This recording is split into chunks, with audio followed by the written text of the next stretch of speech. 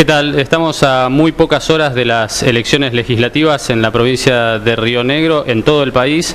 Desde rionegro.com.ar nos propusimos acercarle a todos los electores de la provincia de Río Negro y de Neuquén las propuestas de cada uno de los candidatos, cuáles son las alternativas, los proyectos con los que quieren llegar al Congreso de la Nación, y en este caso iniciamos una serie de entrevistas con los postulantes al Senado de la Nación en la provincia de Río Negro, y hoy estamos con Norma Dardic, que es candidata a senadora por el Partido Obrero en el Frente de Izquierda. ¿Qué tal, Norma? Buen día. Buen día, ¿qué tal? Muy bien. Bueno, muchas gracias por haber aceptado la invitación, por acercarse aquí a los estudios de rionegro.com.ar y comentarnos cuál es la propuesta que tiene el Partido Obrero para estas elecciones. Un Partido Obrero que en las elecciones primarias del 11 de agosto logró 20.000 votos, superó el 6% en el voto del electorado rionegrino, y me parece que llega a esta instancia con una expectativa distinta a procesos electorales anteriores. Efectivamente, el proceso en Río Negro no es ajeno al del resto del país, donde obtuvimos casi 1 millón de votos, luego de intervenir durante todos estos años en importantes luchas. Nuestro partido tiene una característica militante. Todo el año participamos nosotros en los diferentes reclamos. Las elecciones nos permiten, y en esta tribuna en particular agradecerle al diario esta iniciativa, la posibilidad de llegar a más ciudadanos que precisamente en vísperas de una elección como que están un poco más permeables a escuchar las diferentes propuestas. Esta visibilización que tiene el partido, ¿dónde la ubican ustedes? ¿Cuál es la razón principal por la cual más gente se interesa y hay más militancia también dentro del partido? Y hay un hartazgo del conjunto de los trabajadores al saqueo del bolsillo, con el impuesto a las ganancias, con el pago del IVA del 21%, que golpea fuertemente el bolsillo de los trabajadores. Se hacía un cálculo más o menos que con el tema del impuesto a la ganancia perdemos en el año 58% de nuestro salario. Es mucho, la verdad que es mucho. El módulo se desplomó, es incapaz de dar respuesta a las necesidades de la gente. Se ha saqueado la ANSES y la reserva al Banco Central en beneficio de los fondos financieros internacionales, aquellos que se alegaba no iban a quedarse con el esfuerzo de los argentinos.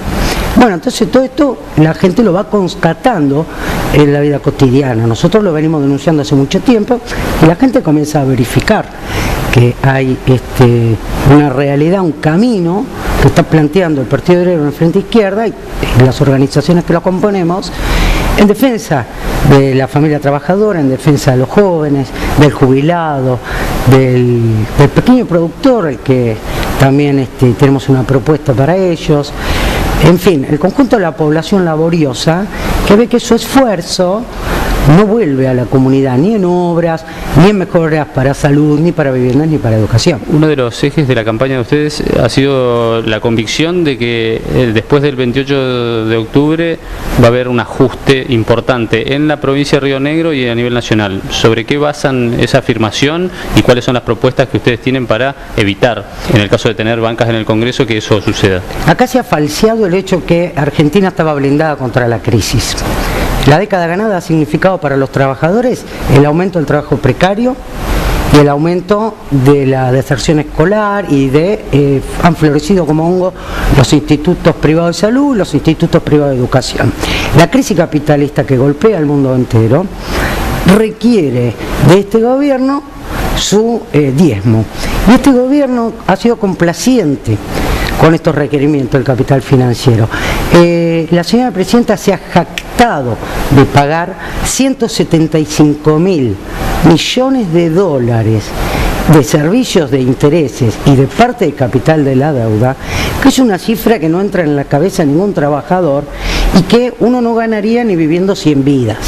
Entonces hay una relación directa entre el saqueo a la población laboriosa y esta hemorragia que va a parar al capital especulativo. Nosotros planteamos como uno de los primeros proyectos a llevar al Senado la abolición total del impuesto a las ganancias, la restitución del 82% móvil, el cese del pago de la deuda externa, un salario mínimo equivalente al costo de la canasta familiar, la eliminación del trabajo en negro y la prohibición de despidos y suspensiones para todo el territorio nacional, porque la crisis no la generamos los trabajadores, entonces decimos que la crisis la paguen los capitalistas. Bien, uno de los ejes también de la campaña de ustedes tiene que ver con la seguridad, la política que entienden represiva del gobierno nacional.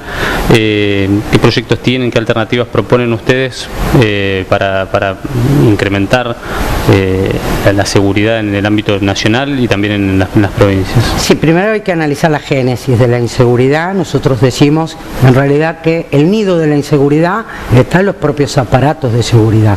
Es decir, ¿en qué cabeza cabe que se puede traficar mujeres por todo el país, transitar con mujeres secuestradas y contar con ese grado de impunidad? Eso se explica cuando hay una colaboración directa con el delito de parte de las cúpulas policiales, etcétera, con la complicidad del poder político, desde luego.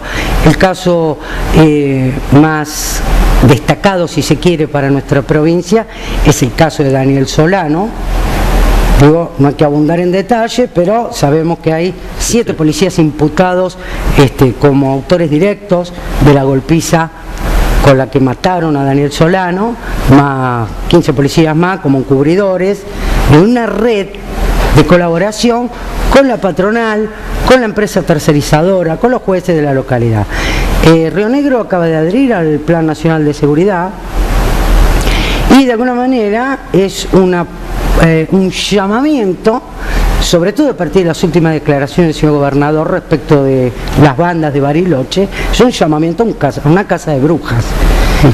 Sí, denunciamos la creciente militarización de la provincia de Río Negro, la persecución a los militantes populares. En este punto quisiera hacer una declaración de apoyo irrestricto al compañero secretario general de ATE Río Negro, al cual se le pretende abrir una causa penal por hacer lo que hacemos todos, que es luchar por mejores condiciones de salario y de trabajo. Entonces pedimos el desprocesamiento inmediato de Rodi Aguiar y vamos a acompañar todas las acciones e iniciativas que ATE proponga en este aspecto. Y tenemos este territorio marcado con una creciente crisis social. Los presos por luchar de Bariloche son otra de las caras de este régimen. El creciente vaciamiento educativo y vaciamiento de salud también es otro aspecto de cuál es el cuadro social de descontento y de crecientes tensiones que se van a manifestar después del 27. Bien, ¿cómo plantean ustedes, cuál es la alternativa que encuentran para financiar el Estado? Digo, si ustedes proponen estas medidas... Sí, perdón, quería terminar con la idea del tema de la inseguridad. Sí. Primero, por supuesto, estamos absolutamente en contra de la baja de la edad de imputabilidad. Somos consecuentes con el apoyo a la juventud, que o tiene que parar en los reformatorios o es víctima de la policía al gatillo fácil. Esto es así, en las barriadas obreras se vive cotidianamente la persecución a los jóvenes. Entendemos que debería haber comisiones independientes de vecinos que investiguen el accionar de las comisarías, que se pongan en conocimiento público el accionar de las comisarías de los barrios, a ver qué es lo que está haciendo esta gente. ¿Cómo lo financiamos? Con el no pago de la deuda externa, por supuesto. Eliminando todos los subsidios a las patronales, restituyendo el aporte jubilatorio por parte de las patronales, pagándole a los jubilados. Hay más de 300.000 juicios parados que tienen 2 fallos de la Corte Suprema y ANSES incumple el pago del famoso fallo Badaro. ¿Y eso no generaría inseguridad jurídica, un escenario mayor? Bueno, de hecho es una pregunta muy interesante la que hace usted, porque en general nosotros lo que denunciamos es que lo que hay es una continuidad jurídica para los negociados, para los subsidios y para la corruptela.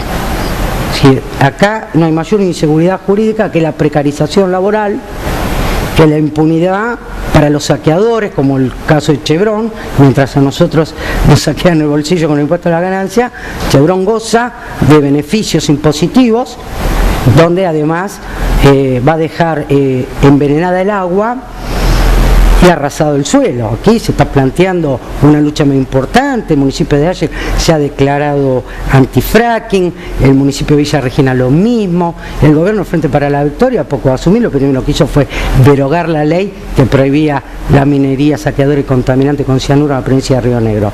Acá se pone el lucro como el objetivo máximo, sin importar las vidas humanas, ni las condiciones de los trabajadores, ni las propias condiciones de los trabajadores petroleros, que también sufren grandes descuentos de impuestos.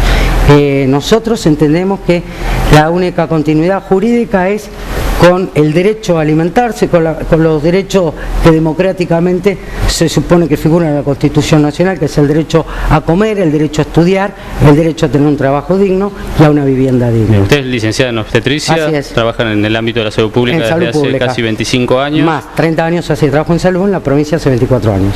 Bien, y la situación social que encuentra la provincia la tiene muy por supuesto, palpada, muy de cerca. Sí.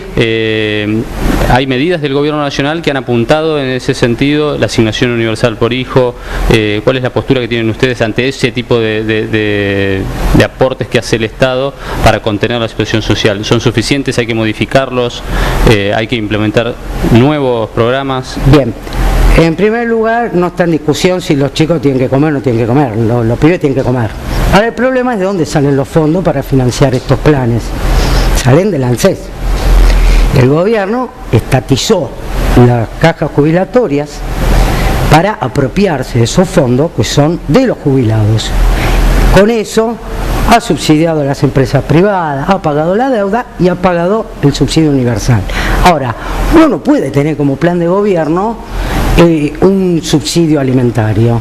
Es decir, convertir en mendigos a los ciudadanos como único plan de gobierno prolongado en el tiempo.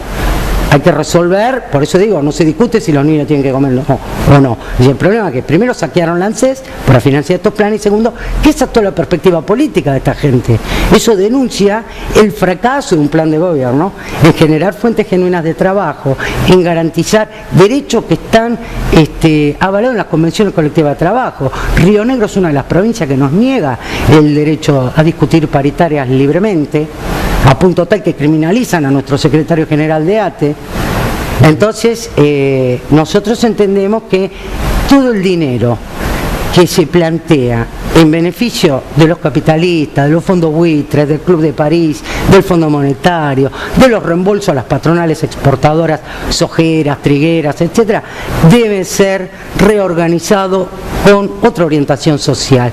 Debe ir a la construcción de viviendas, a la construcción de hospitales, para acceder a una salud pública gratuita y de calidad, para planes de educación para la salud. Este gobierno que se jacta en la provincia de Río Negro de priorizar la atención primaria, no es capaz de garantizar un médico 24 horas en los centros de salud, como es un sentido reclamo de la comunidad General Godoy, por ejemplo. Hay falta de ingreso de personal, la jornada laboral es agobiante, están súper explotados los trabajadores de los hospitales y otros trabajadores tienen los sueldos más bajos del país y no se cumple ni siquiera con la miseria de salario mínimo que estableció el Consejo del Salario a nivel nacional. Nosotros tenemos los compañeros municipales, los compañeros porteros como los sueldos más bajos de la provincia y denunciamos también nada más ni nada menos que el sectores tan sensibles como desarrollo social, que son los compañeros que trabajan con hogares de ancianos, con menores liberados, menores en conflicto con la ley, con adicciones, como los más precarizados. Bien. Norma, ¿qué proyectos tiene el Partido Obrero para la fruticultura? Un tema complejo, un tema que permanentemente recicla reclamos en las calles, en las rutas de la región y tiene un trasfondo estructural, ¿no? Estructural, efectivamente, porque es capitalista. Es decir, la pérdida de rentabilidad, la reducción de la tasa de ganancia de los capitalistas es lo que caracteriza esta época. Ahora, esto no tiene solución con medidas capitalistas. Nosotros planteamos la tierra para el que la trabaja, el blanqueo de todos los trabajadores de la fruta con un salario mínimo equivalente al costo de la canasta familiar, un sueldo para los trabajadores fuera de la temporada, porque se agravan las condiciones del obrero de la fruta cuando no está en producción, Y planteamos que se abran los libros de las empresas para ver verdaderamente a dónde va a parar todo el dinero que ganan las grandes empresas frutícolas. Para el pequeño productor planteamos un precio sostén y por supuesto denunciamos el 40% de los obreros rurales que están en negro en esta provincia. Estos son nuestros planteos, es decir, sobre la base de una agenda obrera, la defensa del pequeño productor con un precio sostén, porque todo el mundo, cualquiera que trabaja tiene derecho a saber cuánto vale su trabajo, o por lo menos ponerle un precio, y que se abran los libros de las empresas. Bien. Otro tema también vinculado a la salud y a la legislación nacional, y está en la plataforma del Partido Obrero, tiene que ver con el aborto, punible, no punible. ¿Cuál es la postura que tiene? Bueno, nosotros defendemos la vida, defendemos al ser humano. La esencia socialista es la búsqueda de una mejor vida para el ser humano en general, pero entendemos que la mujer tiene derecho a decidir sobre su cuerpo. Es decir, no somos abortistas, pero defendemos el derecho individual de cada persona a decidir sobre su cuerpo. Y también hay que aventar estos fantasmas de cuando se hablaba de la ley de divorcio, por ejemplo, de si ahora se va a divorciar todo el mundo. No hace más que blanquear una situación. Los abortos en la Argentina existen, muere una mujer cada 24 horas en nuestro país por abortos clandestinos, en condiciones de inseguridad. 500.000 de mujeres en los países del tercer mundo mueren o son víctimas de secuelas irreversibles de estas prácticas en la clandestinidad. Entendemos que hay que legalizar el aborto y que tiene que ser gratuito también. Perfecto. Bueno, el rol del legislador, un poco para sintetizar un poco la entrevista, quisiera que me cuente, ha sido un tema de debate en Río Negro acerca de si el legislador tiene que asumir un rol netamente parlamentario o tiene que cumplir funciones más vinculadas al Poder Ejecutivo, la gestión de obras, el golpear puertas en los ministerios en Buenos Aires. ¿Usted cómo lo entiende? ¿Cuál sería el rol que asumiría si fuera senadora? Desde luego que no el de gestor. Nosotros vamos a llevar a ese Congreso de la Nación, porque entendemos que va a ser histórico el domingo, la primera vez que va a haber una bancada obrera y socialista, no solo en Argentina, sino en Latinoamérica, y con estas características de la izquierda consecuente. Vamos a plantear, denunciar primero que todas las otras fuerzas se pelean para la tribuna, pero que en el seno de ese Congreso pactan todas y cada una de las leyes antiobreras. Vamos a llamar a impulsar estos proyectos, esta agenda de defensa de los trabajadores sobre la base de la movilización de los trabajadores y de la juventud. Y vamos a plantear una nueva perspectiva dentro de un Parlamento al que denunciamos como un centro de conspiración contra los intereses populares. Con estas leyes que planteábamos al principio de derogación del impuesto a las ganancias o al salario y toda la agenda obrera que tenemos pendiente. Norma, le agradecemos muchísimo que se haya acercado a los estudios de rionegro.com.ar. Bueno, quiero ya aprovechar para invitar para el próximo 5 de noviembre en la ciudad de Choel, cuando se cumpla otro desgraciado aniversario del asesinato de Daniel Solano, para que esta marcha sea numerosa, combativa. Debemos concurrir todos los ciudadanos que entendemos que hay que acabar con la impunidad en Río Negro y denunciar también todo este entramado de precarización laboral. Y reiteramos nuestra exigencia del desprocesamiento de Rodolfo Aguiar, secretario general de ATE Río Negro, y el fin de la persecución a todos los luchadores populares en esta provincia y en todo el país. Muchas gracias. A ustedes. Bien, escuchábamos entonces a Norma Dardic, la palabra de una de las 4 candidatas principales que va a tener la provincia de Río Negro el próximo domingo para elegir senadores. Son 3 las bancas que se están renovando en esta oportunidad en la provincia de Río Negro para llegar a la Cámara Alta. 2 van a ser los candidatos a diputados y en las próximas horas vamos a estar conociendo las propuestas de otros representantes de los 4 partidos políticos que se presentan a estas elecciones.